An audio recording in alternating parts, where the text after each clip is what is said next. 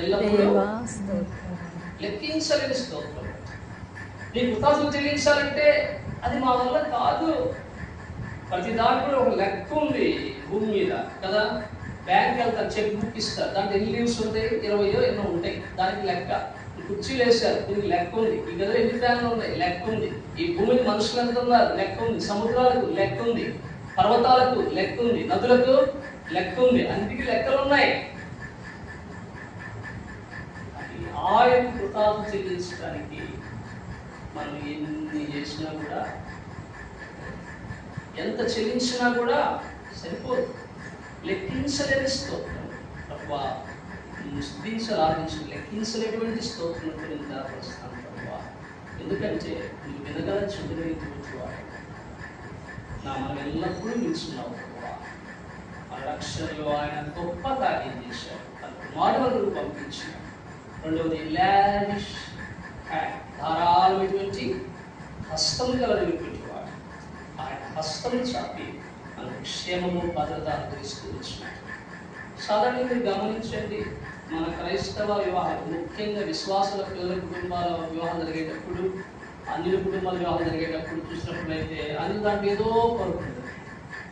కానీ మన వివాహాల్లో ఏమీ కొరకుండదు. మన బియ్యం ఎసరు పెట్టాల్సిన అవసరం లేదు, మళ్ళీ వండవలసిన అవసరం లేదు. ఎక్కువగానే ఉంటాం, మనం మిగిలిపోతుంది. ఎవరినైనా చెప్తారు సాక్షి.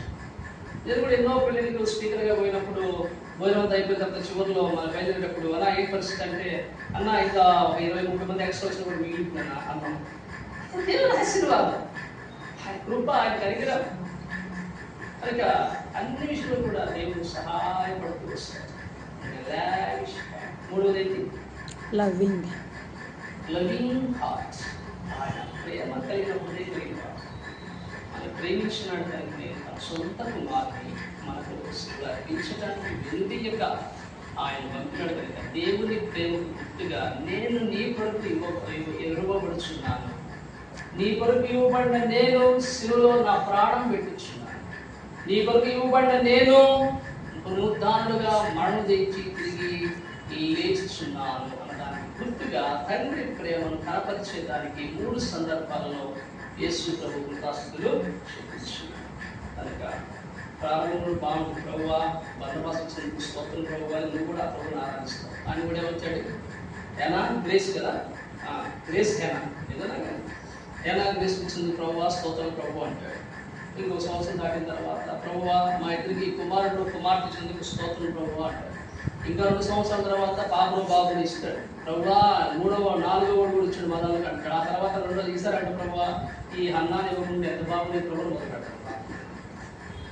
మామూలు నైజం, అది మామూలు సహజమైనటువంటి పద్ధతి. 5వ అంటారు కదా, వాళ్ళ ఆశీర్వాదం ఎటువంటి ఎప్పుడైనా ముందుకు వెళ్ళారా? దీర్ఘ సుమంగిలి బావ, శీఘ్రమేవ కళ్యాణ సంతాన ప్రాప్తి వస్తుంది అంటే ఏంటంటే వెంటనే ఒకడు అన్నాడు, ఒక పెళ్లికి పోయినా ఆ పురోహితుడు అన్నాడు, అంత అయిపోయిన తర్వాత వెళ్ళవలసిన పెళ్లి కాబట్టి వెళ్ళాం, శీఘ్రమేవ సంతాన ప్రాప్తి వస్తుంది. వాడు అన్నాడు, సార్ మేము ప్లానింగ్ చేసిన 5 సంవత్సరాల పిల్లలు మాకు అంటాడు. లోపం ఉన్నటువంటి విషయం బట్ డైరెక్ట్ పురోహితుడు చెప్పేస్తున్నాడు, మేము 5 సంవత్సరాలు ప్లానింగ్ చేసుకున్నాం, 5 సంవత్సరాలు మా పిల్లలు వస్తారు, మీరేమంటారు? పంతులు గారు మీరేమంటున్నారు? శీఘ్రమేవ సంతాన ప్రాప్తి అంటే ఏంటి? ఈ తొందరగా పిల్లలు పుట్టుగాక మన భాషలో అర్థం. వీడు అంటాడు 5 సంవత్సరాలు ప్లాన్ చేసుకున్నాం, 5 సంవత్సరాలు మా పిల్లలు బాబో అని వీడు అంటాడు. ఏ తయారీ అది మంచి కారణం ఏంటంటే ప్రేమ గురించి in his time he make all things beautiful.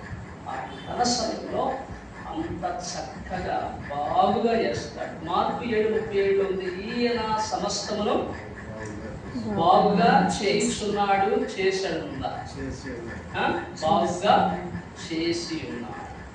అన్ని విషయంలో కూడా మనం ఏం చేయాలా? ప్రభువునకు కృతజ్ఞతలు చెల్లించాలా. అది దేవుని చిత్తమని నేర్చుకున్నాం.